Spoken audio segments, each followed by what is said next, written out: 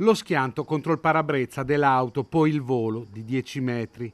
Incidente questa mattina verso le 11 a Ponte San Nicolò, alle porte di Padova, lungo via Marconi. Investito sulle strisce da una Citroen C3 guidata da un 62enne originario di Este ma residente in Ungheria, Guido Chinello, conosciutissimo in paese, presidente dell'associazione Amici del Mondo. Guido è una persona splendida, è una persona che è presidente dell'Associazione Amici del Mondo che cura e gestisce il nostro centro diurno per disabili, perciò è una persona che ha sempre avuto a cuore le persone con disabilità, le progettazioni e le progettualità legate a queste persone e all'inclusione.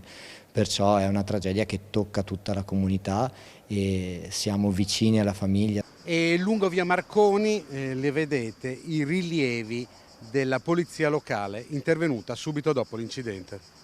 Sul posto, oltre alla polizia locale, anche i carabinieri della locale stazione e i sanitari del SUEM 118 che per lunghi minuti hanno rianimato Chinello prima di portarlo in ospedale dove è stato ricoverato in terapia intensiva in condizioni gravissime.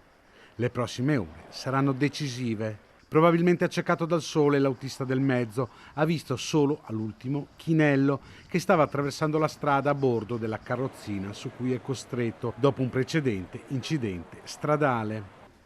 Una strada molto trafficata via Marconi, parte di una strada statale, quindi gestita dall'ANAS. La richiesta del primo cittadino è quella che venga depotenziata e resti una strada regionale così da poter intervenire con provvedimenti strutturali. Questa mattina per prima cosa ho convocato subito il mio assessore alla viabilità con il quale ci siamo presi l'impegno di interloquire immediatamente con la Regione chiedendo un appuntamento all'assessore De Berti perché venga attuata una delibera regionale che declasserebbe la statale a regionale e questo ci permetterebbe di mettere in maggiore sicurezza tutti gli attraversamenti attraverso l'istituzione di isole salvagente, impianti semaforici, rotatorie che oggi purtroppo essendo una statale di competenza ANAS non è possibile istituire.